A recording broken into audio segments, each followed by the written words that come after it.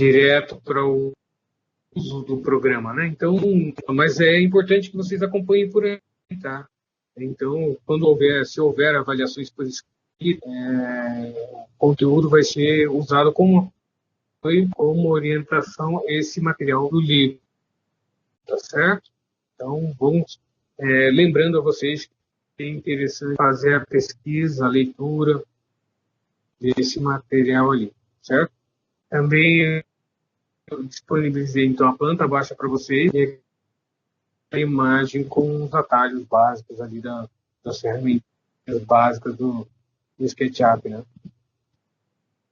Então, voltando a falar um pouquinho da interface do programa, as ferramentas bem simples e básicas que nós usamos são as ferramentas de desenho, de modificação. Quando você instala o Sketch, ele vem com as barras básicas, mas as ferramentas de apoio de desenho não vêm disponíveis ali para a gente. Como é que você vai acessar essas barras? Através do botão direito, você clicando sobre a barra de ferramenta, qualquer espaço da barra de ferramenta, você consegue ativar qualquer outra das barras de ferramenta. Conforme nós formos usando, eu vou pedir para você crescer a área de trabalho para a gente usando. Mas a mais básica e mais utilizada é o conjunto de grandes barras. Então, lá no Sketch, vocês vão clicar sobre a barra lá em cima, ativar essa barra aqui, conjunto.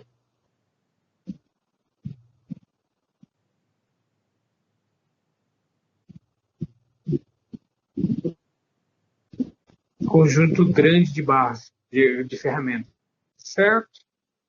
E nesse material de então nós vamos ter algumas ferramentas, né? A ferramenta de seleção ou ferramenta de apontamento de alguma superfície ou elemento como linha, arco.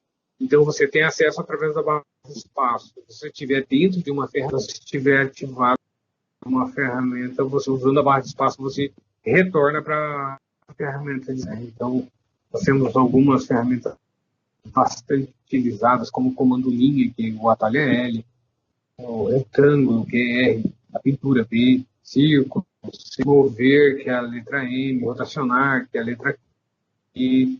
Então, ao longo dos nossos trabalhos, a gente vai se acostumando e ambientando de como usar essas ferramentas ali. No mouse, é importantíssimo que a gente aprenda a usar o mouse. Né? Então, você vai ter o botão esquerdo. O botão esquerdo, basicamente, é para operação de comandos que você está utilizando ou seleção de elemento, tá? Que seria linha ou superfície. O botão vai acionar, então, as ferramentas, vou ativar e acionar as ferramentas que foram carregadas. A rodinha do mouse, né? O scroll, o wheel, né? É usado como zoom. Se você girar essa rodinha, vai ativar a ferramenta. Se você clicar a rodinha, ele vai orbitar. Se você clicar com o Shift, você aciona o Pan, que seria a ferramenta Pan, né? No caso, a gente chama de Pan. O duplo clique ele vai recentralizar a exibição, né? E o botão direito, como eu tinha dito, ele mostra o contexto, tá? Ele botão direito ele ativa um menu com o contexto da ferramenta. Então, como eu tinha dito, quando a gente abre o modelo básico do SketchUp, né? Tem esse modelozinho ali, que é uma pessoa, cada versão do Sketch muda esse modelozinho lá. Quando a gente começa a desenhar, basta selecionar e deletar, não tem utilização básica. É basicamente para a gente ter essa noção de escala humana, né? Tamanho de escala humana do que você está desenhando. Então, basta selecionar e deletar. Então, a ferramenta do scroll, ou a rodinha do mouse, funciona só clicando, segurando clicada, você orbita ou você gira em torno do teu elemento. Ou se a gente tiver aqui um modelo mais completo, se eu simplesmente clicar na rodinha e mover o mouse com ela clicada, eu vou orbitar em torno do meu modelo 3D. Usando o Shift associado com essa rodinha do mouse, você vai ter o plano. Você pode clicar o Shift, mantém o Shift apertado e pode ir orbitando em torno. Pode ir orbitando em torno do modelo ou deslizando o seu e podendo assim dessa maneira navegar com facilidade. E girando a rodinha você vai ter a ferramenta Zoom. Essas são as funções básicas do mouse, tá certo? Tá todo mundo me ouvindo bem? Tá todo mundo acompanhando direitinho? Eu tenho tido uma dificuldade de transmissão de áudio e de vídeo também, né, através do Teams. Não sei como é que tá para vocês hoje. Eu tenho algumas falhas de cortando o som. Como que tá aí? É mais o som mesmo, que ele corta um pouquinho. Para vocês também. Eu ouvi vocês também cortam, tá certo. Mas eu acredito que até semana que vem eu estando com essa versão do Teams ou a versão institucional eu acredito que resolve esse problema aí. Tá? Os outros professores não têm tido dificuldade, eu tenho tido essa dificuldade e alguns alunos têm comentado. A gente está tendo esse corte de áudio. Né? Eu vou devagarzinho aqui explicando, estou gravando também a aula, vou disponibilizar essas aulas gravadas enquanto a gente não tiver acesso à gravação, essa versão gratuita que eu estou utilizando no momento, eu não consigo gravar. Então eu estou gravando usando um programinha aqui no meu computador que eu consigo gravar a tela e dessa maneira eu vou depois disponibilizar para vocês através do YouTube mesmo. Eu quero criar um canalzinho lá e inserindo alguns exercícios que eu quero propor para vocês para que todo mundo tenha acesso às aulas, não só essas aulas que a gente tem aqui presencial e que estejam gravadas e disponíveis para vocês assistirem em qualquer momento. Quando você não puder assistir quando eu estiver transmitindo, pode assistir ela quando eu disponibilizar e estiver online, que seja no YouTube, né? Tá bom? Então, por enquanto, eu agradeço a presença de vocês, mas quando vocês estiverem com dificuldade de assistir a aula, eu vou estar disponibilizando essas aulas de uma maneira que vocês possam assistir também por outros canais, tá? Além de estar assistindo a nossa reunião em tempo real.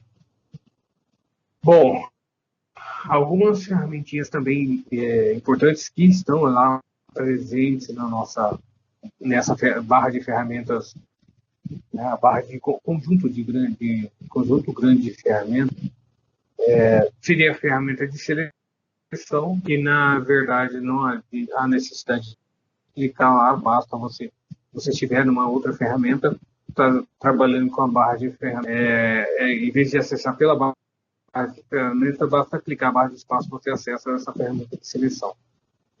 Certo? E outra seria de pintura, o atalho, a letra B, o erase, que é a borracha, é a letra E. Então, ao longo do tempo, a gente vai utilizando. Uma das ferramentas mais utilizadas, então, seria o desenho de linhas, né? Basta você clicar num ponto para iniciar a sua linha e direcionar. Nós temos no Sketch 3 eixos principais. Seria a substituição lá dos eixos X, Y e Z. Então, nós temos o eixo verde, o vermelho e o azul, certo? Então, se você estiver fazendo uma linha que seja paralela a X, ela vai ficar vermelha. Se você encontrar o eixo de ela fica verde. Se você subir, ela vai ficar paralela ao eixo de Z e ela fica azul, né? O Sketch ele substituiu essas letras X, Y e Z por cores, tá? Eixo vermelho, verde e azul. Então, dessa maneira você tem certeza que você está fazendo linhas ortogonais ou paralelas aos eixos, né, X, Y e Z, como no AutoCAD a gente está acostumado. Né? No AutoCAD você ativa a ferramenta para ter essa precisão. Aqui nós podemos ter precisão também ativando esses eixos, fixando nos eixos através das setas. Você teclar a seta no teclado, no seu teclado normal, lá, se você teclar a seta para a direita, ele vai ficar travado no eixo verde, vai ficar paralelo ao eixo verde. Se você teclar a tecla para cima, ele vai travar no eixo azul. Você teclar a tecla para a direita, travar no eixo. Da maneira fica fácil da gente trabalhar. Por exemplo, uma criação com a ferramenta retângulo. Se eu quiser criar uma ferramenta retângulo paralela ao meu plano lá embaixo, basta desenhar dessa maneira que clica, né, e arrasta e digita os valores, se for o caso. Aí eu vou depois mostrar como você dimensiona outros elementos. Desenha através da barreira de dimensões. Se você teclar a seta à esquerda, ele vai travar nesse plano horizontal. A gente começar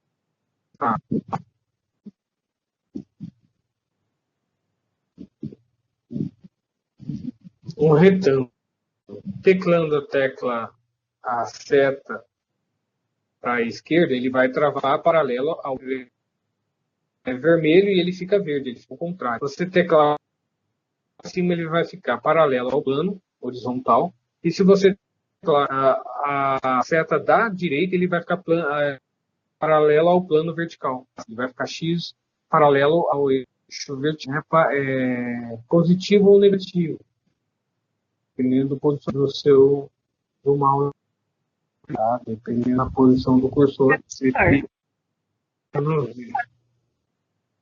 Oi? Tira uma dúvida, que minha tela travou. O senhor está fazendo um compartilhamento de tela? Tô compartilhando. Descompartilhei e vou compartilhar de novo. Vamos ver se voltou.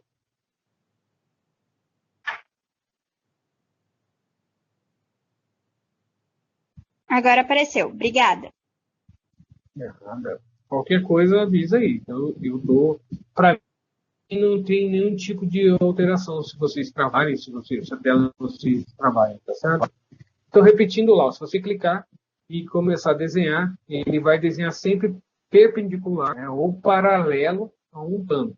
Nesse caso, se simplesmente clicar e arrastar o cursor, o retângulo fica paralelo ao plano horizontal lá embaixo. Se teclar a tecla para a direita, ele vai ficar paralelo ao eixo vermelho, né, ficando na vertical, paralelo ao eixo vermelho. Você teclar a tecla para cima, ele vai ficar paralelo ao plano horizontal. Tecla para a direita, ele vai invertendo os planos ali de acordo com o que você teclar. Tá certo? Então, a gente pode alternar entre as superfícies dessa maneira. Se tiver uma situação assim, eu vou rotacionar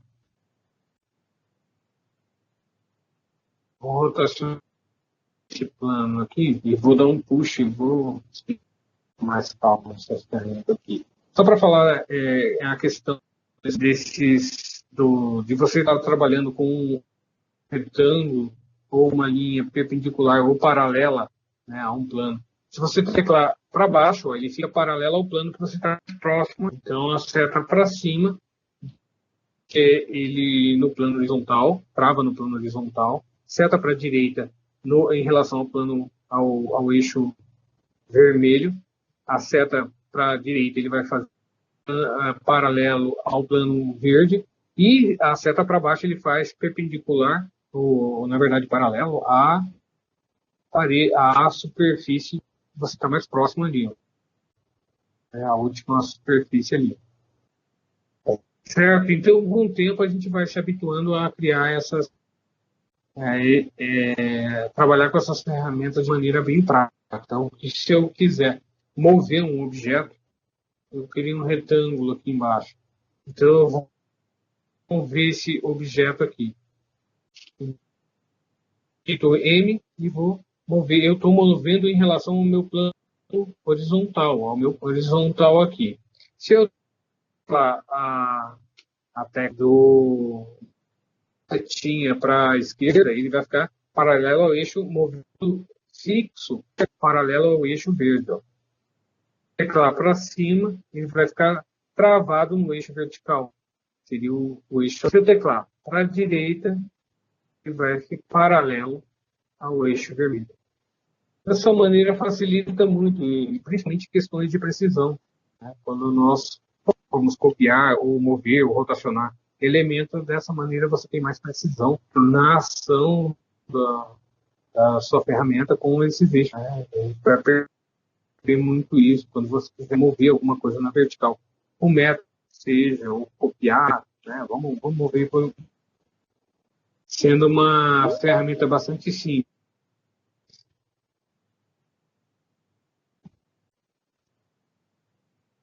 Então, se eu quiser mover na vertical, a setinha para cima e ele fica travado no eixo vertical.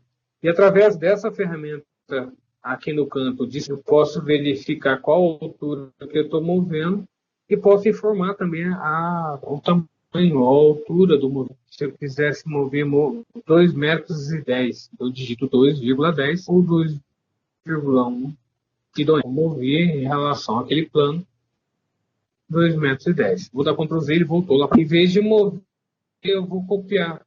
Então, a ferramenta mover, que é essa daqui. O atalho é a letra M. Aqui pela nossa listinha de atalhos, que eu compartilhei com vocês lá pelo WhatsApp. Então, você tem a ferramenta mover, o atalho M. Se eu associar essa tecla M com a tecla se eu apertar a tecla Ctrl, só de teclar e soltar, eu já tiro uma cópia.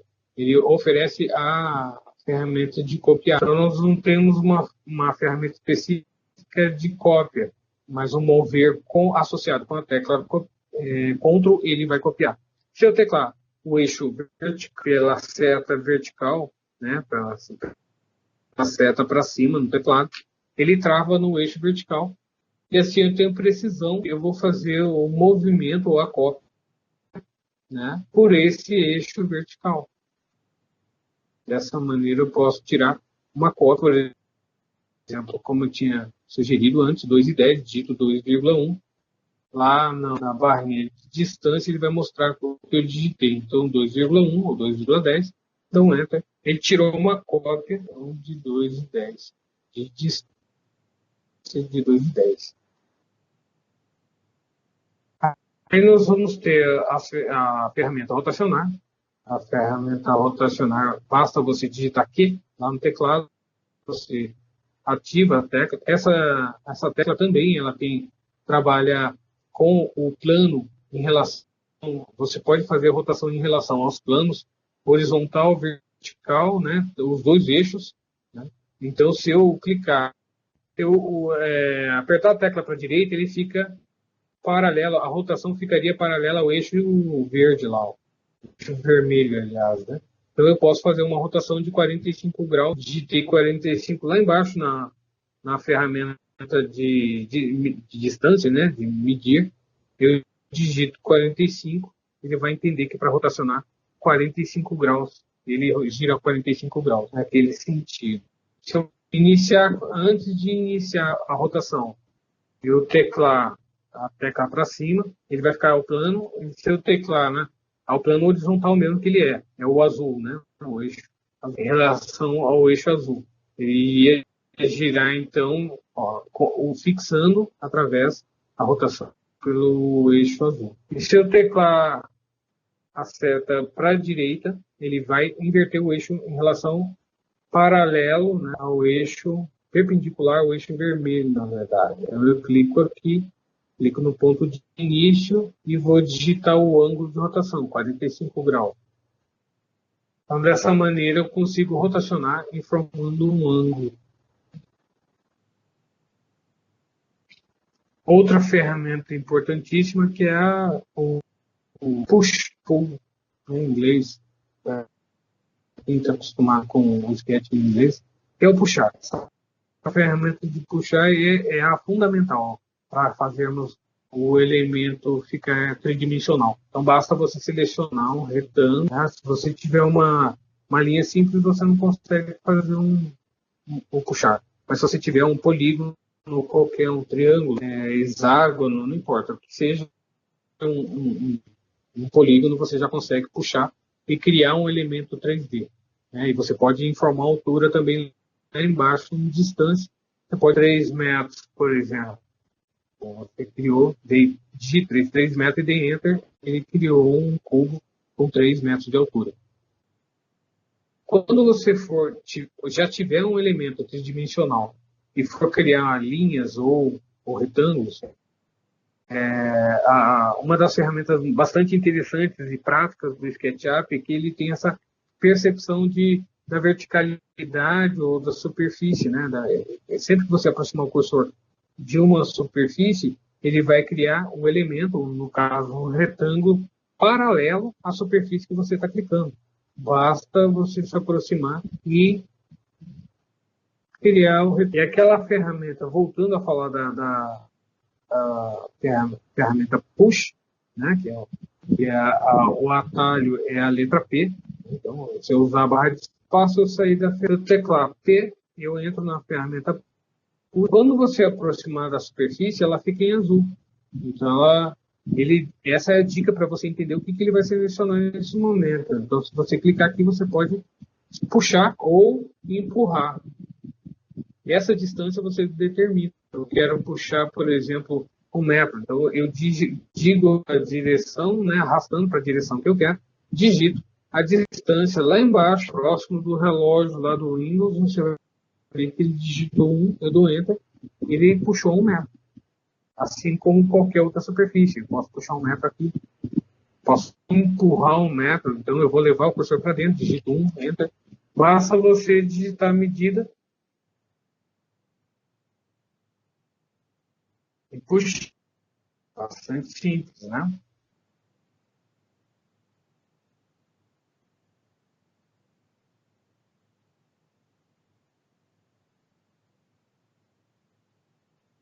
Dessa maneira a gente consegue modelar figuras geométricas de com bastante simplicidade.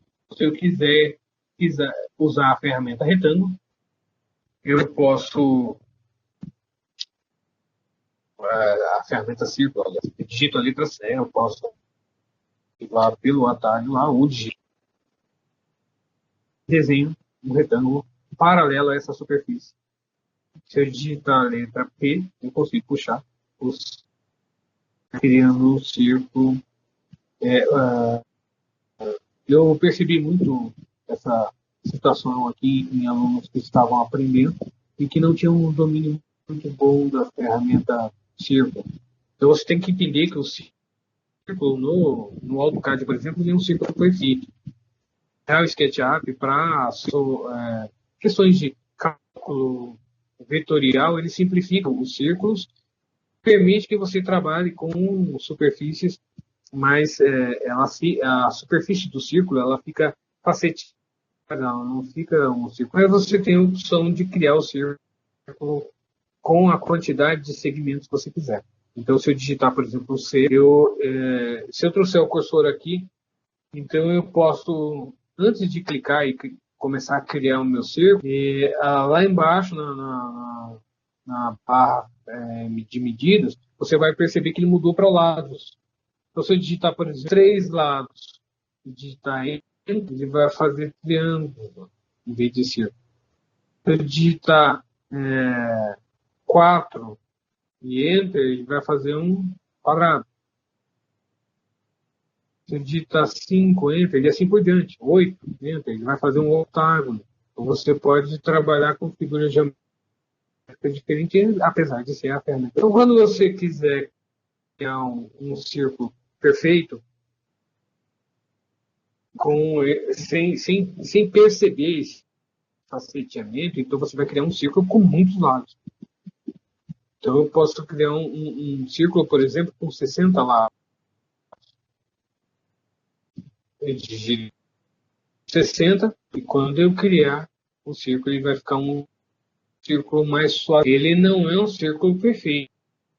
Aí ele ainda tem face, né? Dividido o círculo com 60 faces ali. Então, por isso ele torna essa criação 3D simples e rápida. Se você fosse trabalhar antigamente, nós não tínhamos o SketchUp, né? O AutoCAD, eles tentaram criar uma ferramenta dessa de push, você aproximar de uma superfície e puxar, mas ele era muito pesado. Tanto que o 3D do AutoCAD não vingou. Não foi uma ferramenta que foi utilizada por ninguém. Eu não conheço ninguém que tenha adotado, mesmo quem trabalha com desenvolvimento de projeto mecânico, tinha outras ferramentas mais precisas, né? Antigamente, já é uma ferramenta antiga, que é o SolidWorks, que fazia esse tipo de desenho mecânico, né? Então, o AutoCAD, a própria Desk não teve a intenção de transformar o AutoCAD numa ferramenta 3D muito eficiente. Se a gente for analisar o software, o 3D, o AutoCAD, ele é muito leve, muito fácil de usar. Você pensa em uma ferramenta bidimensional. Quando você começa a pensar em 3D no AutoCAD, você começa a perceber que a interface gráfica dele é muito pesada. Então, por isso que o Sketch ganhou o mercado muito rápido e muito facilmente. Porque no início ele tinha uma ferramenta gratuita, né, uma maneira de você usar de maneira gratuita. Então, ele se popularizou. Muitos arquitetos, designers de interior se adaptaram à ferramenta. E o AutoCAD ficou como um software mais técnico, né, para projetos executivos, ao invés de ser um software para estudo de massas, estudo de volumétrico. O SketchUp, por essas ferramentas de simplicidade, de você simplesmente chamar um retângulo, criar um retângulo paralelo já à superfície. No AutoCAD tinha que trabalhar com o sistema de coordenada dele, que ele chamava de UCS, Universal Coordinate. Era muito complicado, e eu cheguei a trabalhar com AutoCAD, com essas ferramentas, e você tinha que dar um comando de 3D Rotate, aí você rotacionava, dizia se era paralelo eixo de X e Y, qual ângulo que seria. É extremamente complexo. E o SketchUp veio com essa ferramentinha extremamente simples e fácil de usar. Basta você desenhar um retângulo com o comando press e simplesmente selecionar, pressionar e criar uma ferramenta, criar seus volumes 3D com bastante simplicidade, né? Nesse momento também interessante, eu gosto muito de falar, já de cara, para quem está começando no SketchUp, sobre as superfícies do Sketch. Quando você criar um retângulo simples, você vai perceber que um lado é azulado, né? O cinza azulado, e do outro lado ele é branco. Bom, isso é interessante a gente entender o seguinte: esse lado branco e o lado cinza ou azulado, ele não é visível. Então, só de renderização não vou enxergar esse lado. Certo? Se você criar um retângulo, então você vai ter que fazer esse controle de superfície. Se você clicar com o botão direito em cima do retângulo, ele vai te dar um menu textual, né, com ferramentas que você ativar ali. Nesse caso, eu teria que fazer o quê? Inverter, eu clicar com o botão inverter face, ele inverte e a face visível ficou branca e a face de baixo ali ficou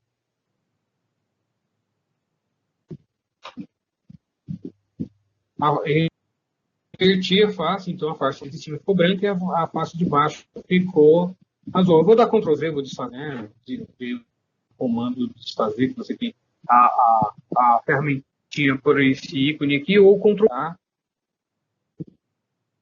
Então, voltou a ser aquela face. Quando a gente cria um retângulo direto aqui no plano horizontal, ele vai deixar dessa maneira. Então, a face de cima, que ela não é visível, e a face de baixo é visível. Então, no caso, se você quiser fazer um piso, ou forro, ou qualquer elemento, uma superfície de vidro, você tem que lembrar que o software de renderização não vai enxergar essa face aqui. A partir do momento que você puxar ela, você é a ferramenta de puxar, né? Lembra, letra P. A partir do momento que você puxa, aí as 5 faces, né? As 5 faces que estão para fora aqui, para cima, elas vão se tornar, você observou que elas ficaram todas brancas, inclusive a de baixo ficou branca também, como já estava. Então, todas as faces, quando a gente puxa uma superfície, as faces externas são visíveis. Se eu selecionar uma das superfícies aqui, deletar, você vai ver que as partes internas estão azuis. Ó. Então, as faces internas não são visíveis. Isso facilita bastante para que os softwares de renderização entendam quais superfícies vão ser aplicadas sombra, e superfícies vão ser aplicadas refletividade. Né? Ao invés do software de renderização ficar calculando a refletividade de todas as superfícies, quando o SketchUp cria esse elemento tridimensional, o V-Ray, por exemplo, que é o objeto de estudo do nosso corpo, o V-Ray vai entender que essas faces que estão brancas são visíveis. Tá? Se eu selecionar uma dessas faces aqui, clicando com o botão direito e for na opção inverter face, você vai perceber que essa daqui ela fica azul, então ela vai ficar invisível para o software. Tá? Para o aplicativo vai renderizar. Se você exportar, por exemplo, para o Lumion, também vai acontecer a mesma coisa. O Lumion vai entender que essa superfície não é visível. Quando eu percebi que algumas pessoas iam trabalhando, gerando esse 3D, não tinha essa noção. Quando eu exportava para ou ia renderizar dentro do VRAM, acontecia de algumas superfícies não aparecerem. Então as pessoas pegavam todos os modelos, né, e invertendo todas as faces seriam invertidas, né, e ele aplicava uma textura.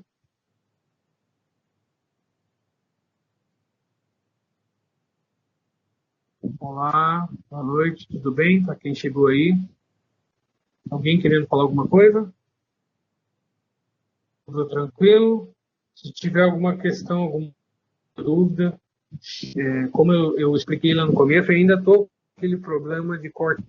Então, durante a minha explicação aqui, pode realmente falhar alguma coisa, tá? Eu estou ouvindo perfeitamente a minha explicação, mas eu não sei do lado de vocês como é que tá. Tá certo? Então, desse lado aí, se vocês quiserem, se alguém ficou com alguma dúvida, não entendeu, tem alguma coisa, pode erguer a mão aí, dar um grito aí, falar, professor, vamos. Eu não entendi tal parte, vamos, se puder repetir, eu repito sem problema nenhum.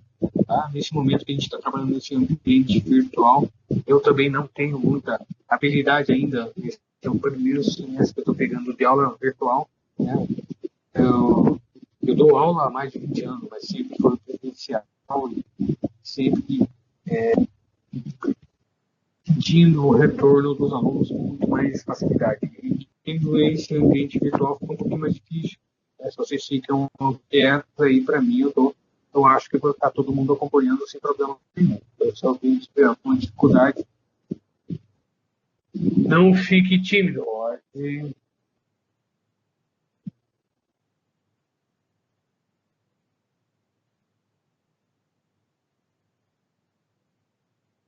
Então, Lucas, você está me perguntando sobre a obrigatoriedade de assistir às aulas, né?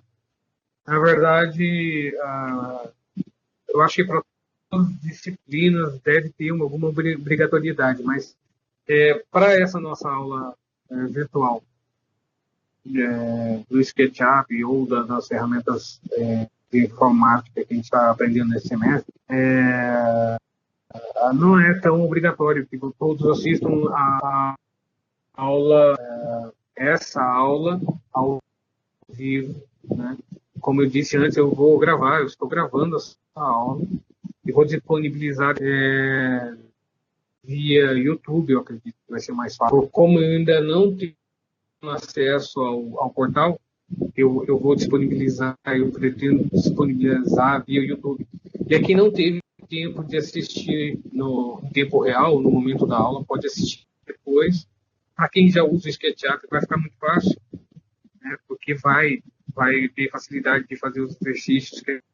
A gente vai analisar e estudar como que vai ser as nossas avaliações, porque como a gente, nem todo mundo tem acesso ao computador ou tem acesso ao SketchUp, né? Nesse momento, como é uma aula virtual, eu não tenho esse controle sobre o que o aluno está fazendo. Então, nós vamos provavelmente fazer avaliações teóricas, né? Eu acredito que provas escritas, alguma coisa assim. Então, vai ser questionado como seria feito tal coisa, tal técnica, tal ferramenta. O aluno vai fazer uma descrição do que seria necessário para fazer aquilo lá. Então, quem não teve nenhum acesso ainda ao SketchUp, não conhece o SketchUp, é interessante que esteja participando das aulas, tá? A instituição vai estar acompanhando os decretos municipais, os decretos estaduais, e a gente vai, quando for possível, a gente quer retornar presencial, a gente vai estar avisando você, e aí a gente vai estar tendo o laboratório de informática disponível para a gente, e dessa maneira fica mais fácil a gente ter assim, esse entrosamento, ver quem realmente está usando o programa, como que a gente vai cobrar, aí vai ser proposto exercícios de sala de aula, né? Por enquanto, esse ambiente virtual vai se tornar um ambiente mais de conhecimento do programa, conhecer a técnica de utilização do programa, do que realmente exercícios para certo. Eu tenho muitos casos aí de alunos que não só dessa turma de Sketch, como a turma de AutoCAD, que não tem ainda acesso com dificuldade de ter acesso ao programa por ter um sistema operacional diferente, né? Porque o SketchUp, a versão gratuita ali para Windows, né? Apesar de ter aquela versão para web, eu mostrei na aula passada, eu não sei se todo mundo acompanhou, teve alguém que não viu essa versão para web, então só repetindo um pouquinho lá, basta você entrar no Google, digitar ali SketchUp online ou web, né? O certo ali, o nome é SketchUp for Web. E você tem acesso a uma ferramenta gratuita que você pode criar esses modelos dimensionais utilizando as ferramentas básicas do Sketch, lógico, né? Ele fica um pouco limitado, não é aquela, não tem todas as ferramentas do software, mas dessa maneira você pode modelos simples e salvar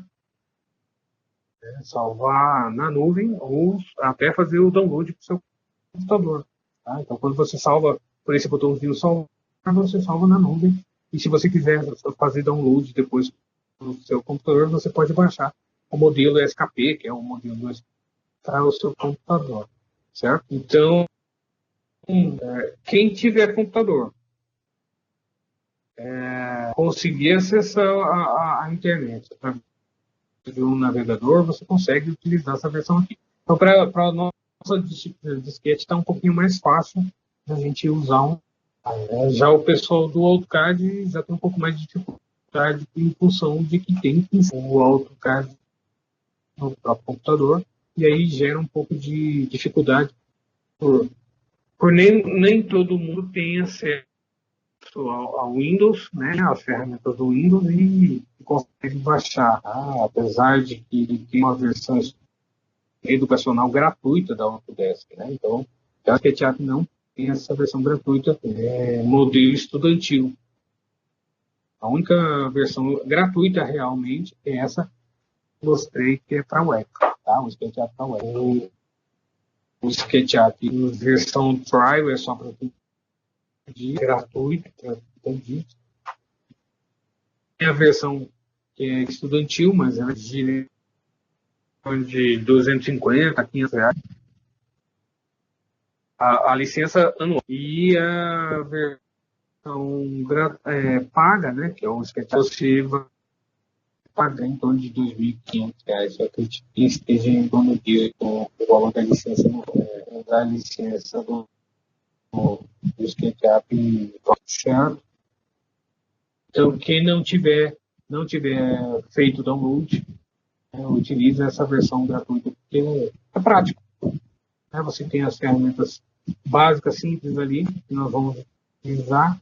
A única dificuldade vai ser mais para o final do curso, que a gente vai tendo a ferramenta do V-Ray, e que aí aqui você não tem como utilizar o V-Ray. Dentro desse ambiente não é possível utilizar a versão do V-Ray também não tem uma versão educacional. Ele tem uma versão trial também de 30, e a versão educacional também é paga. Então, dessa maneira, a gente vai estar utilizando da maneira que fica mais prático para vocês, tá? Quem tiver acesso ao SketchUp Pro, pode utilizar o SketchUp Pro. Nesse início, a gente vai estar utilizando essa versão educacional. Aliás, a versão trial, né? Quem quiser fazer o download da versão trial também pode ser por aquele ambiente ali. Basta clicar aqui, retornar. Você clica nesse botãozinho para SketchUp e consegue fazer o download de avaliação por dias. Tá? Então você consegue usar ele por um período limitado, mas é gratuito.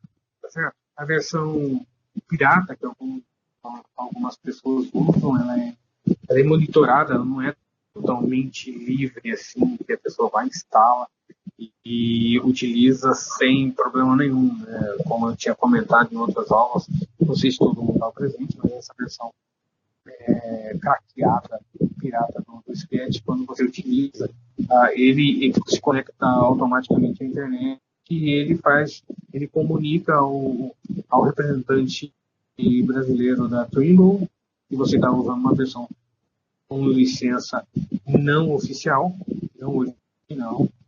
Ele vai te notificar, gerar uma multa em torno de R$ 5.000 para que você pague, né? Ou que você compre o programa. Então, nós temos que tomar um certo cuidado com a utilização desses softwares piratas. Tá? Por isso que eu estou sugerindo que a gente use ou a versão 30 dias ou a versão e quando a gente voltar, quando a gente tiver retorno aos laboratórios, aí lá sim tem as licenças da instituição, pode ser utilizado sem problema nenhum.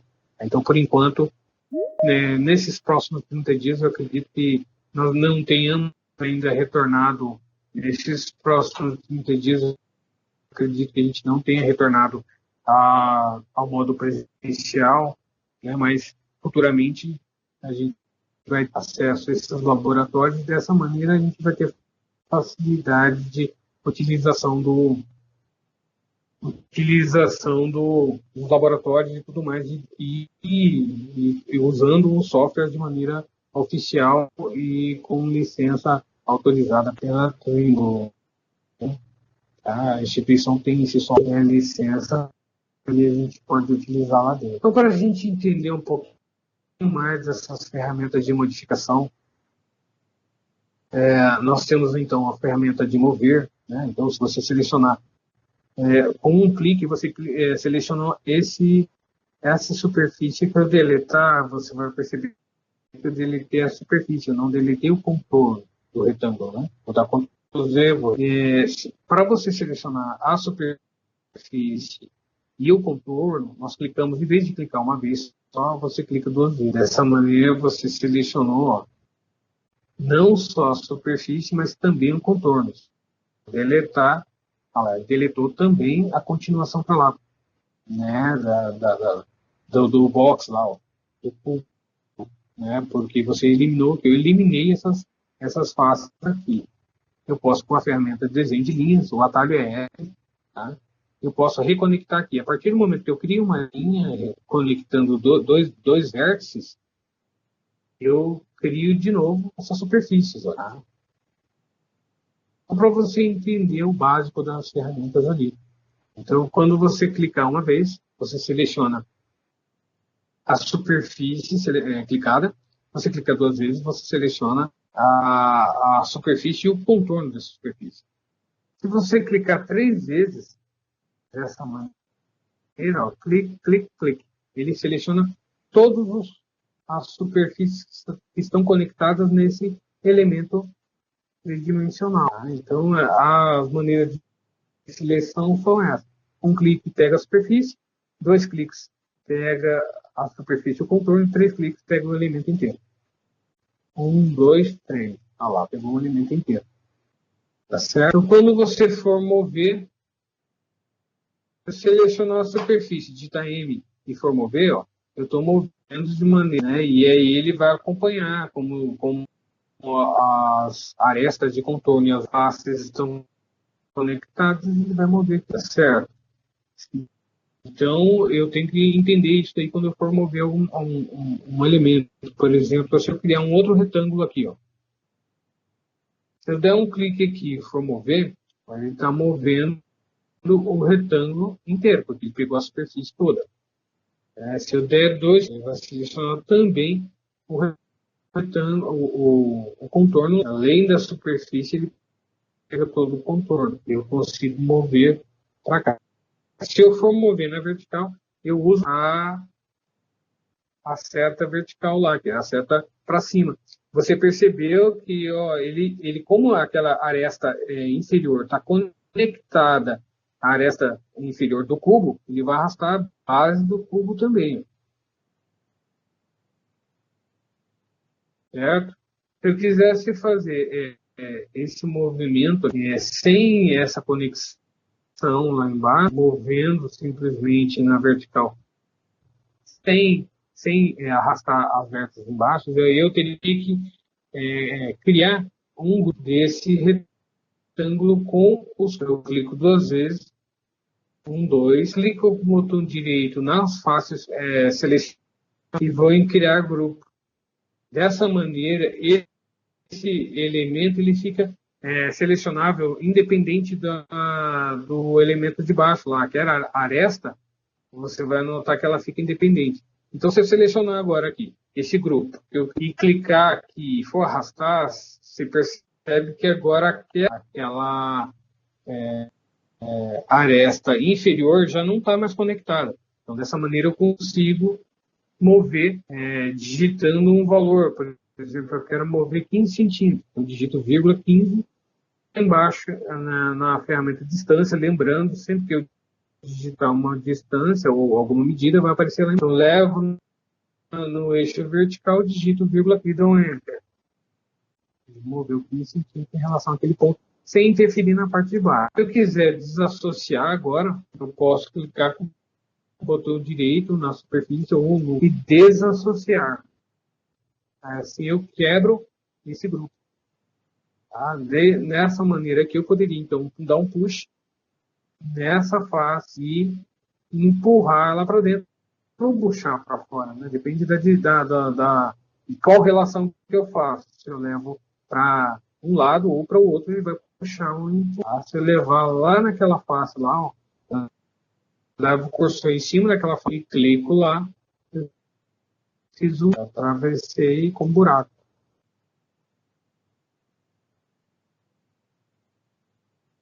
Atravessei com buraco. Se eu criar um círculo, por exemplo, aqui, nessa face superior, e der um push, ó, eu vou puxar até, vou dar um clique nele, não solto, né? Clique, solto, levo até o alinhamento de baixo, que ele faz um furo atravessando o tubo. Ele só não furou essa superfície interna. Se eu quiser, eu posso selecionar ela e deletar. Selecionar esse pedaço, deletar. Quando eu tenho interseção de 2 elementos, ele cria essa separação. Então, eu posso fazer essa interseção independente da seleção e do grupo. eu posso, por exemplo, puxar, aumentar esse furo, eu posso puxar a base, né? Clicando na base, eu posso puxar, aumentar. Então, são ferramentas bastante simples, de modelagem bastante simples. O SketchUp ganhou o mercado de trabalho justamente por isso. O que eu percebo nos escritórios de arquitetura é que os arquitetos perceberam uma ferramenta muito fácil de estudo de volumetria. A partir do momento que hoje nós temos geralmente fachadas bastante cúbicas, né? Digamos assim, tem alguns arquitetos que têm fachadas limpas, né? Você não vê telhado, mantenimento, tudo escondido por platibanda, toda a cobertura fica escondida por platibanda, então dessa maneira fica muito fácil você puxar uma platibanda, puxar uma marquise, fazer um pergolado, né? Então são ferramentas bastante simples de serem usadas e com bastante praticidade. Então, se eu quiser fazer um cobogó, um elemento vazado, né? Eu consigo fazer com bastante simplicidade. Eu não vou me ater muito a dimensionamento, mas lá embaixo na ferramenta de dimensões você observa o tamanho mais ou menos da peça lá. Então, vamos supor que eu queira uma peça de 1 por 1. Então, eu digito 1, tá? E para separar o X do Y, então, uma medida seria X, a outra é Y. Então, 1 metro seria em X, aí eu coloco a tecla ponto e vírgula, tá? Tecla no teclado ponto e vírgula, e digito a outra medida que seria 1 por 1. Dou Enter, ele faz um quadrado de 1 por 1. Né? Então, se eu der um push agora, eu digito a letra P, acesso à ferramenta Push. Para quem não viu ainda, né, as nossas ferramentas, os atalhos estão aqui nesse material que eu compartilhei com vocês pelo WhatsApp. Se alguém não tiver, pode me avisar ali pelo chat, pode dar um oi, professor, manda para mim. Eu não estou no grupo do WhatsApp, eu vou compartilhar com vocês ou vou adicionar vocês lá no WhatsApp, tá? Então, nessas ferramentas, né, esse atalho de ferramentas aqui, aquela ferramenta que eu utilizei, então, foi retângulo, que o atalho o push, é o puxar, é a letra P, tá? Então, fica bem fácil de utilizar ali, ó. Então, eu digito P, clico na superfície e vou digitar a medida que eu quero. Eu quero subir, então, tem um cubo, né, de 1 metro cúbico ali, ó. 1 por 1, certo?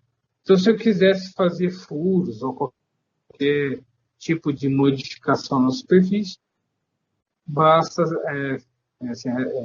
pegar a ferramenta círculo e vou criar um círculo em relação à superfície que eu quero. Existe uma outra ferramenta muito prática que a gente utiliza muito. Quem está acostumado com o AutoCAD vai estar acostumado com essa ferramentinha aqui que a gente vai usar muito para fazer paredes, né? Que é o equidistância. Lá no AutoCAD a gente chama de offset. Então, a ferramenta de equidistância, você digita a letra F, o atalho é F. Essa ferramentinha aqui, ó. Equidistância, tá? Lá no AutoCAD é o odd, offset. Aqui no SketchUp é o F. Então, eu vou dar um offset com uma distância pré-definida. Então, só que eu tenho que selecionar uma das linhas para o offset, né? Eu vou na equidistância, pego a linha, vou na equidistância e posso tirar uma cópia dela. Como eu estou no contorno de um retângulo, ele vai pegar tudo.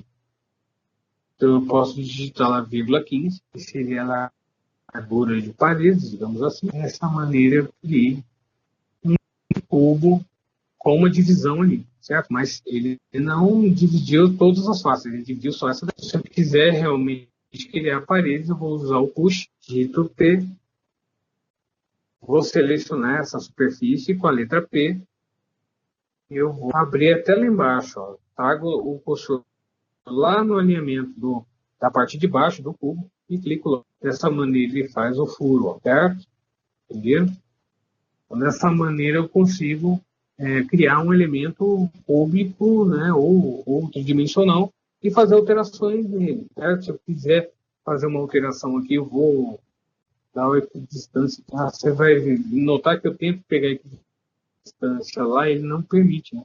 Então, eu vou selecionar uma linha, já poderia fazer isso. Ó.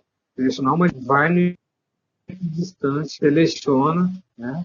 Então, dessa maneira, também eu posso fazer assim, eu clico 2 vezes, posso selecionar o contorno, vou no equidistância, clico, puxo para dentro e vou dimensionar lá 20 centímetros. Coloco 0,2 e dou Enter.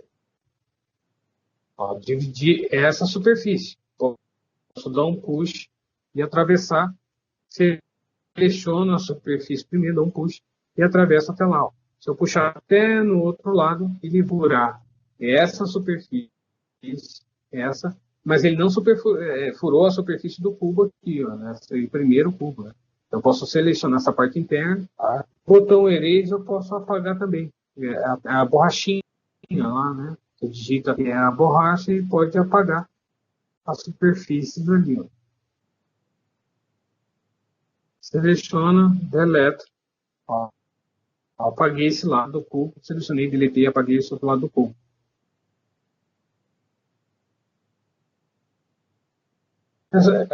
Para simplificar bastante, tá? Não é um modelo que eu realmente queira ensinar para vocês a como desenhar isso aqui. Só para vocês entenderem a interação das ferramentas. Tá? Bom, uma ferramenta muito importante para a gente no Sketch é a criação de grupos e de criação de... É importante que a gente entenda que você tem duas maneiras de trabalhar. Criando grupos, tá? Eu posso selecionar, então, o meu elemento 3D todo e criar um grupo ou criar um componente. Qual que é a diferença disso? Você criar um grupo, eu posso mover, rotacionar, espelhar de maneira muito simplificada.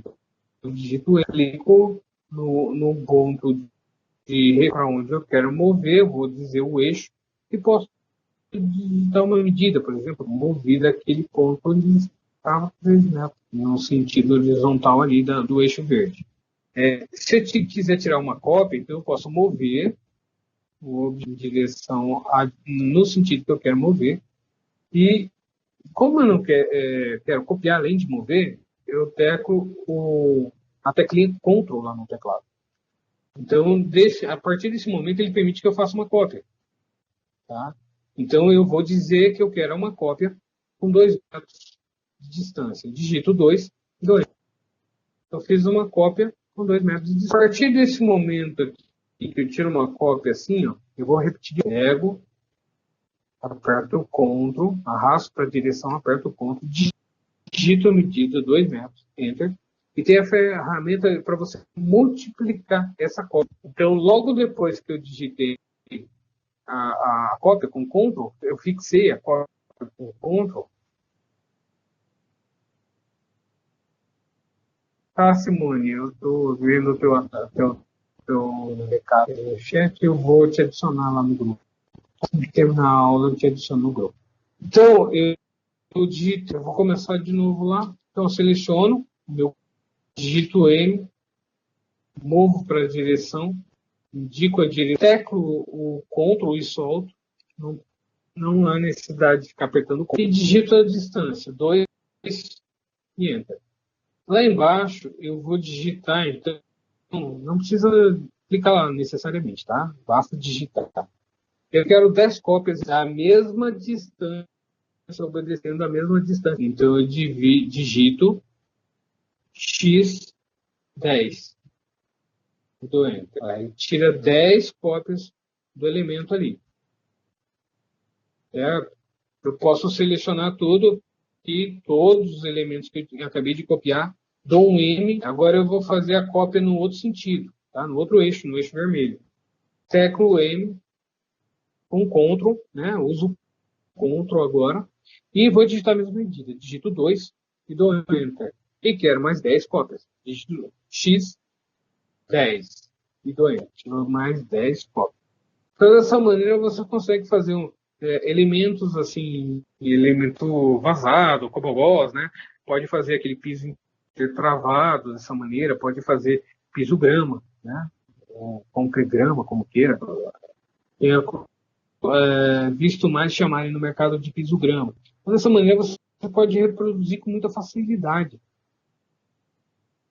Tá, mas a diferença, então, do grupo e do bloco é que, por exemplo, se eu fizer uma alteração nesse grupo aqui, eu vou clicar, para eu poder alterar ele, você vai perceber que se eu quiser dar um push aqui, ó, eu não consigo puxar uma superfície, porque eu tenho que estar dentro do grupo para poder fazer alterações. Tá? Se eu quiser pintar, usar o baldinho para pintura, ele não vai pintar. Então, para eu fazer alterações aqui dentro, eu tenho que clicar 2 vezes nele. Eu clico com o botão esquerdo do mouse, você percebe que ele isola o grupo, o elemento desse, e agora eu consigo fazer, por exemplo, um círculo aqui nessa superfície, fazer um push, tem que selecionar a superfície que eu quero fazer o push, e vou fazer uma alteração aqui.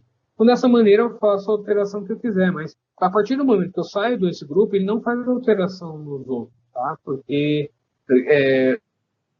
quando você cria grupos, ele não cria um vínculo, né? Tem alguns softwares, quando você cria um grupo, você automaticamente já cria um vínculo entre os grupos. No Sketch, não. Tá? Então, eu vou dar Ctrl V, vou refazer, vou deixar aquela cópia, outra cópia. Agora, dessa vez, eu vou... eu já tinha criado o grupo, certo? Eu quero desassociar ele. Então, eu seleciono, clico o botão direito e venho na ferramenta desassociar. Dessa maneira, ele volta a ser um elemento tridimensional básico, certo? Então, dessa maneira aqui, eu faço o quê? Eu seleciono todo o elemento tridimensional, botão direito nele, e vou em criar componente em vez de grupo. Ele vai fazer algumas perguntas lá, se eu quero colocar um nome, né? Então eu posso criar algum tipo de referência através da ferramentinha lá, certo? Então, criei um componente. Quando eu fizer alterações aqui, eu vou fazer as mesmas coisas que eu tinha feito. Vou com a tecla M, vou mover para o lado, com o Ctrl, clicando no Ctrl, tiro uma cópia e vou dizer a distância. Eu vou digitar 2, dou Enter, tirou a cópia. Digito X, 10. Então, X vezes 10, então ele vai entender que é para tirar 10 cópias. Vou fazer a mesma coisa no outro sentido. Para sair da ferramenta de mover, como estava aqui, eu teclo a barra de espaço, tá? A barra de espaço volta para a ferramenta de seleção. Abro uma janela de seleção, vou digitar M de novo, vou clicar num ponto qualquer como referência, vou direcionar para o eixo vermelho, tá? Tem que estar sempre atento ao eixo. Ele está projetando lá. Vou digitar 2 metros, digito 2 do Enter. Esqueci do ponto. Certo? Então, se esquecer do ponto, ele não tira a cor. Vamos lá de novo, lembrando do ponto. Antes de digitar a distância, eu teclo e solto o ponto. Digito 2 e dou Enter. Tiro a cópia de 2 metros. E agora eu quero repetir aquelas 10 cópias, né? Então eu digito X, 10 e dou Enter. Aí repete as 10 cópias lá. Bom, nesse momento eu vou selecionar um dos componentes, né? Vou clicar 2 vezes e aí eu posso editar. Ó, você percebe que quando eu seleciono uma face, ele está selecionando de todos, ó, a mesma face de todos. Se eu criar então aquele círculo aqui, ó, como eu tinha feito, certo? E eu vou selecionar a face do círculo e vou dar um push. O que acontece? Ele vai fazer a alteração de todos os componentes. Então, essa é a diferença básica de componente de grupo. O grupo, você altera um elemento e os outros não têm essa interdependência, né, de forma ou de forma. Né? Então, quando você cria um componente, você já consegue trabalhar. Por exemplo, se eu quiser pintar uma face, eu digito a letra B, aquele baldinho lá, é a ferramenta pintura, tá? Então lembra de balde, né, e a letra B. Então eu digito a letra B, tenho acesso aqui aos materiais, seleciono um material qualquer e posso pintar aquela superfície. Percebeu que ele pintou todas. Se eu for pintar, vai pintando todas mal. Vou dar Ctrl Z, Ctrl Z. E se eu quiser realmente pintar todas, eu clico 2 vezes, entro no grupo, tá vendo? Eu entrei aqui no grupo, clico 2 vezes, ele seleciona toda, além de selecionar a superfície, o contorno. Se eu clicar 3 vezes, ele vai selecionar todos os elementos que estão conectados. Então, dessa maneira aqui, eu posso, por exemplo, usar o Shift para desselecionar essas faces aqui. Desselecionei essa parte tubular que estava conectada ali à peça. E eu posso pintar, selecionando o material lá, posso pintar só o que está selecionado. Dessa maneira eu consigo, se eu clicar uma vez fora aqui do modelo 3D, né, ele desseleciona a superfície. Eu desselecionei, eu posso voltar e pintar as partes internas, por exemplo, da peça, independente de estar todas selecionadas ou não. Então eu tenho só a opção de fazer modificações em grupo ou em componente. Né? Então eu posso selecionar um dos elementos e desassociar também. Tá? Então, eu posso desassociar ou tornar único. Eu posso tornar único. Então ele volta, ele ainda é um componente, mas independente dos outros. Se eu fizer uma pintura agora, um push, eu tornei ele único. Então ele não vai alterar os outros componentes. Ele vai simplesmente alterar o elemento que eu tornei único.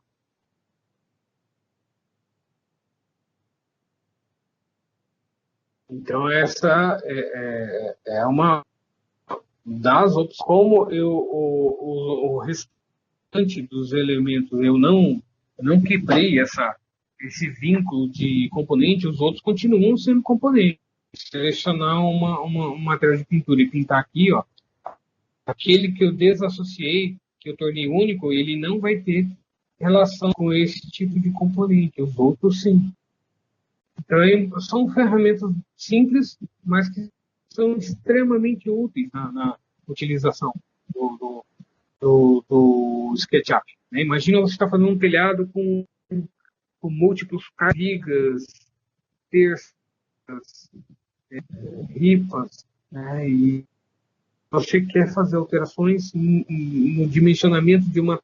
Eu descobri que a minha terça lá, eu tinha desenhado ela com 5 por 11. É um padrão meio comercial hoje em dia. Eu poderia fazer a alteração dela, colocar ela com 8 por 15, 8 por 16. Eu posso fazer a alteração de uma ou de todas. Né? Então, vai depender da minha necessidade. Então, eu fiz um exercício muito simples aqui, né?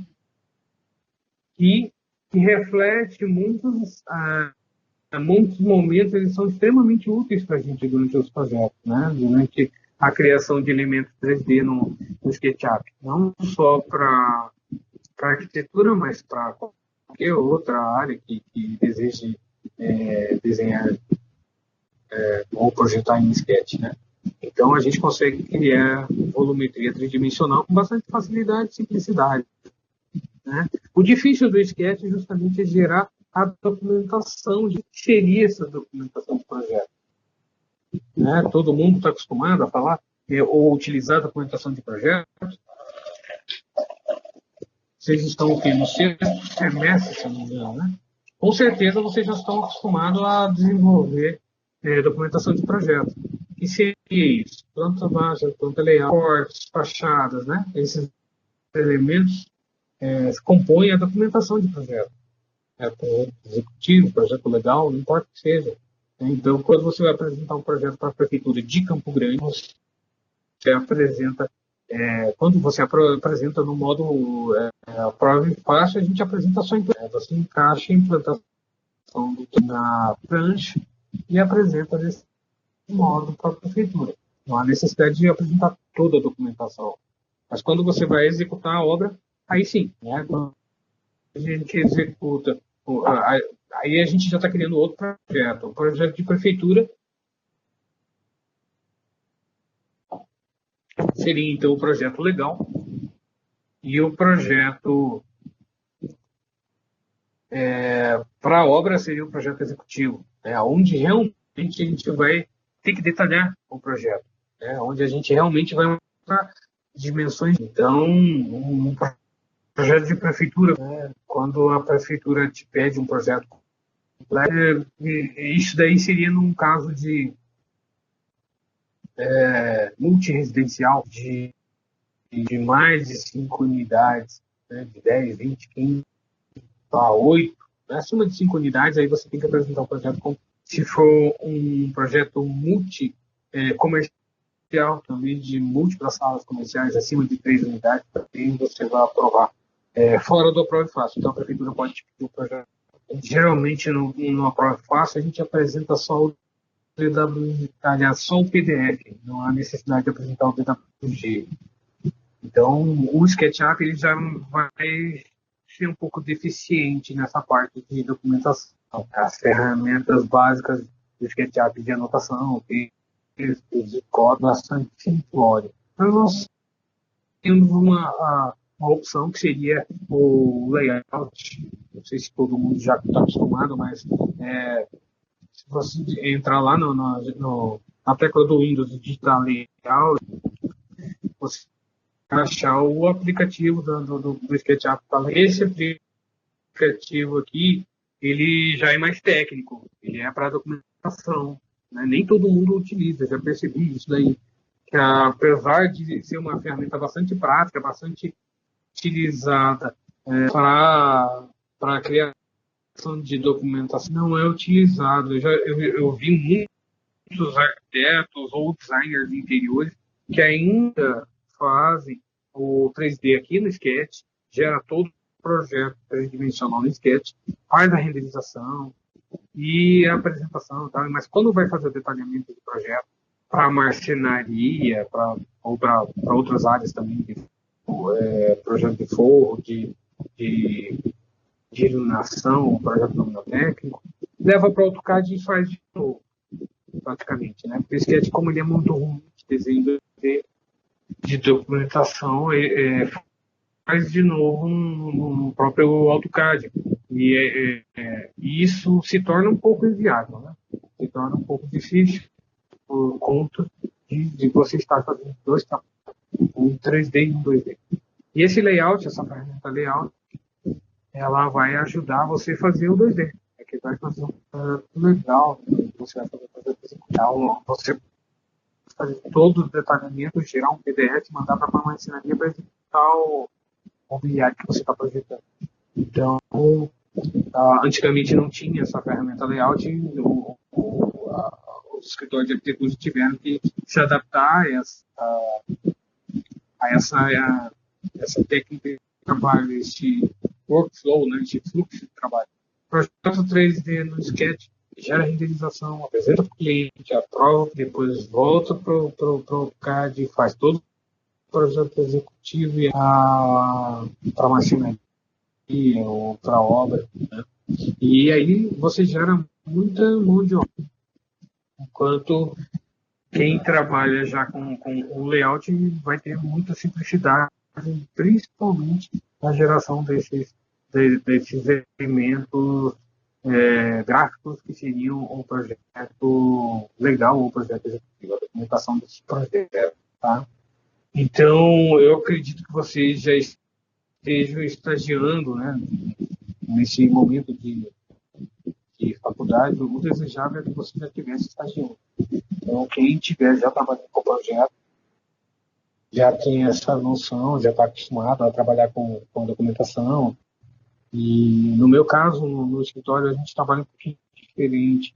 O SketchUp não é essa ferramenta tão produtiva quanto eu vejo no escritório de outros colegas. A gente trabalha o sistema produtivo de projeto executivo, projeto legal no Revit. O SketchUp ele é uma ferramenta de apoio, né? Quando eu preciso fazer uma modelagem de algum elemento 3D que o Revit não me atende, eu trago aqui para o Sketch, faço essa modelagem da peça e utilizo as ferramentas simples básicas aqui, que dessa maneira eu gero um elemento até leve e posso levar para o Lumion, fazer renderização, né? ou utilizar o próprio Blu-ray para fazer a renderização. Então, dessa maneira, o fluxo de trabalho, para mim, é um pouco mais prático, porque o Revit é uma ferramenta bastante técnica, né? Enquanto o SketchUp é uma ferramenta intuitiva, plástica, né? Ela vai te ajudar a trabalhar a plasticidade, o estudo volumétrico da tua edificação, digamos assim. Já o Revit ele vai requerer mais conhecimentos técnicos, né? Então, eu vou trabalhar com ferramentas mais específicas, parede, porta, janela, pilares, vigas. Então, você tem um comando específico para cada tipo de elemento tridimensional, ou elemento construtivo, né? Falando em construção civil. Então, por conta disso, nem todos os arquitetos se adaptaram ainda ao Revit, né? Preferem as ferramentas simples e básicas do Sketch para fazer uma volumetria bastante simples, né? Como esse caso, esse projeto foi utilizado só o Sketch para toda a modelagem, né? Então, a gente consegue ter uma apresentação interessante. O cliente entende, compreende a nossa proposta, as ideias de volumetria, né? A gente consegue gerar um projeto bastante interessante através do SketchUp. Mas aí a gente volta para aquele problema que eu tinha falado. Eu gerei esse projeto, aprovei com o cliente, né, e agora eu vou gerar um projeto executivo ou projeto de arquitetura, projeto legal. O que eu faço? Né? Se eu não sei trabalhar com layout, o que eu faço? Apelar para o Revit ou o AutoCAD, né? Então, uma ideia meio complicada, né? Complexa, né? Mas é assim que o mercado é. Né? Eu já tive casos de pessoas que fizeram curso de Revit comigo, saíram com um treinamento muito bom de Revit, aprenderam a fazer um projeto completo de uma residência com um projeto legal, com um projeto executivo. E quando foi estagiar ou trabalhar no escritório que usava Sketch e AutoCAD, não conseguia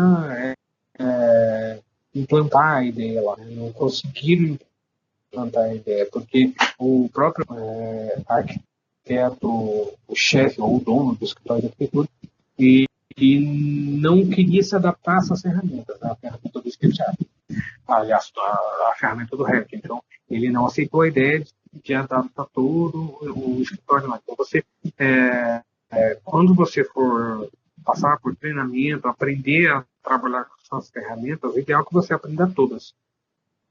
O seu futuro ele pode depender desse conhecimento, o seu futuro profissional pode depender desse conhecimento. É o que eu tenho visto, estou comentando um pouquinho do que eu tenho visto no mercado de trabalho. Quando você for estagiar, tem escritórios de arquitetura ou de engenharia ou de construtoras que trabalham com os 3 programas, com AutoCAD, com SketchUp e com Revit. Tem outros que trabalham só com, tem outros que trabalham com SketchUp e com AutoCAD, tem outros que já trabalham só com SketchUp, né? Eu tenho uma parceira que é arquiteta, ela trabalha com SketchUp, ela faz interiores, então para ela é muito prático. Ela não faz um projeto executivo completo de um projeto arquitetônico, ela não trabalha com projeto arquitetônico, é só interior. Então para ela é muito fácil gerar toda a parte de mobiliário, né, de ambientação. Para ela fica muito fácil criar a volumetria, depois de gerar o projeto executivo da marcenaria, por exemplo, utilizando o layout. Utiliza essa ferramenta. Existem cursos bons que ensinam você a trabalhar com essas ferramentas de produção de documentação, que seria, no caso, a ferramenta layout, que é do SketchUp. Quando você compra uma licença ou utiliza uma licença estudantil, você tem acesso a essa ferramenta layout também. O SketchUp Pro, ele já vem com a instalação já prontinha do layout também. Ou a versão online que ele tinha recomendado para vocês utilizarem, né, através do site lá da Trimble, que seria o SketchUp para web, você já não vai ter acesso a essa parte do documentação, que seria de projeto legal, projeto executivo. Mas existe a possibilidade de você salvar no seu computador, né, e depois gerar em AutoCAD para trabalhar no AutoCAD.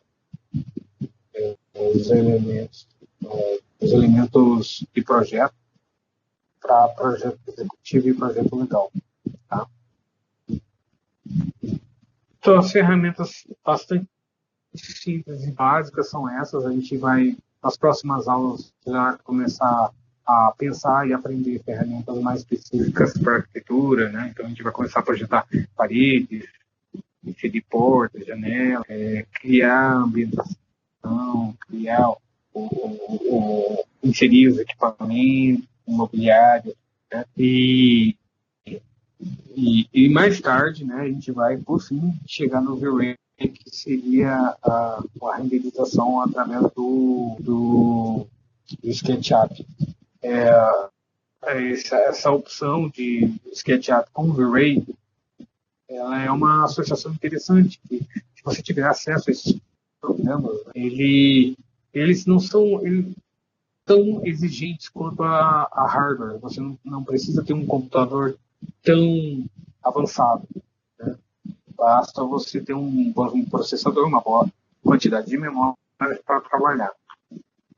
Só que eles são, o V-Ray, por exemplo, é um renderizador mais pesado em questão de tempo de renderização, enquanto em contrapartida nós temos o Lumion, que é uma ferramenta não tão precisa quanto o V-Ray. O V-Ray é uma ferramenta absolutamente perfeita, quase. Tem alguns renders de V-Ray que você olha e fala assim, será que isso aqui é um render ou será que é uma foto?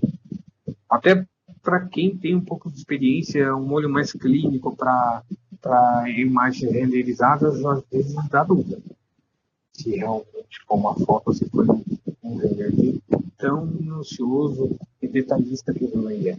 Você consegue dar uma superfície de vidro, de cristal, com líquido dentro e deixar perfeito com a luminosidade, com a radiosidade, com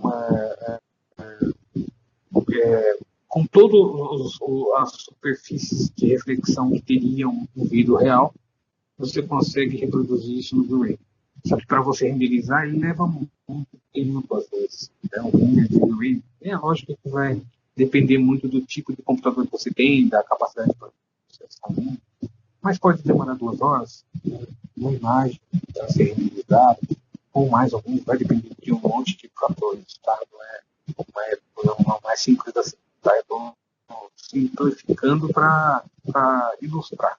Podem ter imagens renderizadas com muito tempo. E pode ter imagens renderizadas com muito mais tempo.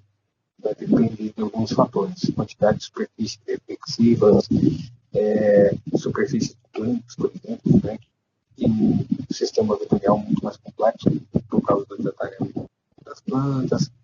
Então, quando você estiver renderizando no V-Ray, seriam horas, digamos, de renderização. Enquanto que no Lumion a gente não tem essa precisão de textura.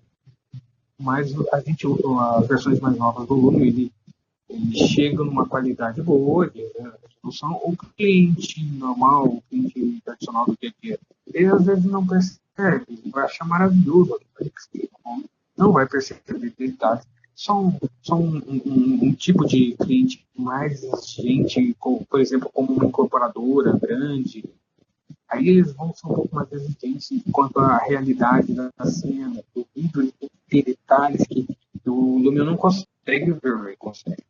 Mas essas incorporadoras não se importam de pagar 10 mil, 15 mil, 20 mil na renderização de um produto, né? De um residencial e tal. Então, são incorporadores muito exigentes e pagam, então, por isso, trabalhar com V-Ray.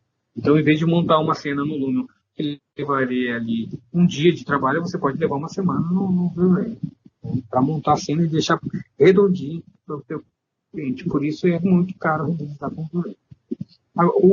Um dos pontos muito negativos do Lumion é que ele requer um computador com um desempenho muito bom no gráfico. Você tem que ter um processador bom, né? Eu trabalho só com i7, mas já vi algumas pessoas trabalhando com i5. A quantidade de memória razoável, no mínimo aí 16. Eu trabalho com esse número 16, né? Nos meus computadores, eu trabalho só com 16 GB de memória RAM. Eu acho o suficiente. Não é nem pouco nem muito. É o suficiente. Agora, a placa de vídeo vai depender, vai influenciar demais. O V-Ray não é tão exigente quanto a placa de vídeo, que ele faz o processamento de renderização mais no processador mesmo. Já o Lumion não, ele utiliza a placa de vídeo para fazer o processamento. Então, ele requer um processador uma GPU, né, um processador de placa de vídeo avançado, né, e também uma quantidade de memória razoável na placa de vídeo, né? Esses Lumions mais atuais, tipo o Lumion 10, você já utiliza. Eu utilizaria aí uma placa de vídeo com no mínimo 4 GB de memória. No meu computador eu trabalho com uma placa de vídeo de 8 GB, é bastante suficiente, bastante satisfatório. Eu já vi outras pessoas trabalhando com placas de 11 GB ou até mais, né? Mas eu não acredito que seja necessário investir tanto, né? Uma placa de 11 GB é usada, você vai pagar 5, enquanto com uma placa de 8 GB você paga em torno de usada, você vai pagar em torno de 1.500 a 2.000, mais ou menos. As novas vai estar um pouco mais caro, em torno de 3.000, 3.500. Então você investe alto para ter o Lumion rodando no seu computador. Um computador razoável, assim, para utilização de Lumion, você vai pagar acima de R$6.000, por volta de 8.000. Então você investe muito alto para trabalhar. Mas a grande vantagem é que ele renderiza e você consegue compor a cena, montar a cena de uma maneira muito rápida. Então, digamos que eu pego um produto de uma incorporadora, cobro em torno de R$3.000 para fazer uma casa para venda.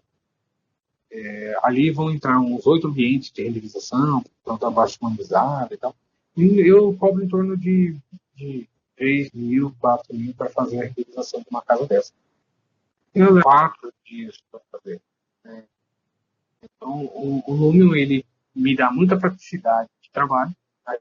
Não é tão perfeito quanto outros programas, mas deixa um público, o meu público de meus clientes, né, digamos assim, esse nível de público bastante satisfeito.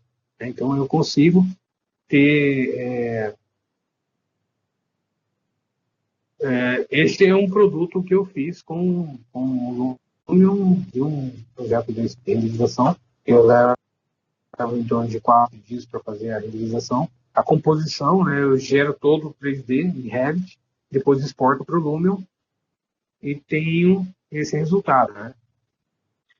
Então, se você tiver um olhar mais clínico, você vai perceber que as superfícies de vidro não são tão perfeitas, né? A refletividade não é tão perfeita, mas esse meu cliente não percebe isso, né? Ele não tem essa percepção que eu, né? Ele não tem a percepção que um cliente mais exigente tem. Então ele paga equivalente ao produto que ele está levando, né? O cliente dele também vai achar muito interessante, né? Porque ele gera esse produto aqui para venda de um produto de uma construção que ainda está em planta. Então o cliente não tem um apartamento decorado, nada disso. Tem uma casa que está em construção, enquanto antes ele vender melhor. Então ele me paga justamente para gerar a ambientação desse projeto, dessas residências, para que ele possa apresentar para o cliente dele. E o cliente dele está onde? Na mão de corretores. Então, ele passa esse material para a mão do corretor, e o corretor vai captar os clientes e apresentar esse produto antes mesmo de estar construída a casa, Então, existem casos dessas casas que são vendidas muito antes muito antes de serem construídas, né? Então, essa é a ideia. Tá? Então, com o Lume eu tenho um custo alto no investimento de equipamento, um custo alto até em questões de... Mas eu tenho um retorno muito bom, né? Com 2, 3 trabalhos eu consigo pagar no computador. Então, eu utilizo um computador desse nível, que eu falei, em torno de R$ 8.000, um computador desse é utilizado durante 5, 6 anos, sem ter necessidade de trocar ou de ter upgrades, né? Sem ter necessidade de trocar os itens básicos, ali, que seria a placa de vídeo, ou memórias, placa processador, né? Sem ter essa necessidade. Tá? Então, quando vocês estiverem se formando, né, ou agora mesmo, durante o curso, vocês vão sentir a necessidade de ter uma apresentação de projeto um pouco. Então, alguns alunos nossos até compravam computadores, se adaptavam justamente para isso. Durante a faculdade, estavam aprendendo, estagiando. Quando tivesse formado, ele já tem um computador pronto para trabalhar e já está treinado em cima desses softwares e pronto para atender um mercado de trabalho, né? Então, eu acompanhei muito o desenvolvimento de estudantes que se tornaram arquitetos e que hoje estão competindo de igual para igual com os arquitetos que já estão formados, né? Ou até superior, porque tem muitos arquitetos mais antigos um pouquinho que não trabalham com essas ferramentas e não conseguem apresentar mais os projetos com essa qualidade. Então, novas gerações de arquitetos que estão vindo para o mercado já estão vindo mais bem preparadas, né? Dentro da faculdade a gente já tem acesso a essas há alguns anos, até alguns cursos de arquitetura daqui da cidade, não se tinha projeto feito em computador. Os professores tinham que só aceitavam projetos desenhados à mão. Isso, terceiro, quarto ano de arquitetura, imagina, você está desenvolvendo projetos de urbanismo, paisagismo, arquitetônico, todas as disciplinas que você tem agora no seu semestre, desenvolvendo tudo isso à mão e entregando um monte de papel para o professor. Então, você demandava muito tempo com esses softwares, vão justamente aproveitar, nos dar mais agilidade e competitividade no mercado. Tá certo? Bom, no que eu falei hoje aí, ficou alguma dúvida, alguma coisa não entendemos direitinho? Alguém quer dar um feedback? Todo mundo entendeu certinho? Tudo bem, gente? Tudo certo, professor. Ananda? Tudo ok. Então, nas próximas aulas a gente vai começar a desenvolver mais projeto arquitetônico mesmo, tá? A gente vai aprender como usar as ferramentas de uma maneira simples e prática. Não dá para a gente avançar muito em ideias muito avançadas no SketchUp, por causa do nosso tempo e também, né, dentro da nossa disciplina a gente fica um pouco restrito. Então a gente vai aprender as ferramentas básicas mais práticas aí de como modelar e desenvolver um projeto arquitetônico dentro do SketchUp e mais tarde a gente vai aprender a renderização. Tá? Então, quando você for apresentar os seus projetos, não só na faculdade, mas no dia a dia, como estagiário ou depois como profissional, você pode utilizar essas ferramentas para apresentação dos seus projetos. Tudo bem, então, gente? Então, eu vou... Quem ainda não está no grupo de SketchUp, me passa aqui pelo chat, tá? Me dá um retorno aqui pelo chat. Eu vou anotar o nome de vocês e acrescentar lá no grupo. Tá certo? Então, eu vou estar encerrando nossa aula de hoje por aqui. Se alguém tiver alguma uma dúvida, dá tempo ainda. Pegue a mão aí, dá um grito. Tudo bem, então? Vamos terminar nossa aulinha de hoje. Eu agradeço a presença de todos, então. Bom final de semana para todos. Bom resto de noite de sexta-feira. Semana que vem estamos tudo bem? Boa noite, professor, eu passei meu telefone aí para colocar no. Sim, eu já. Aí, no mais, é só isso mesmo. Bom final de semana. E assim, né? Tá certo. Obrigado, Thiago. Boa noite. Até a próxima semana, então.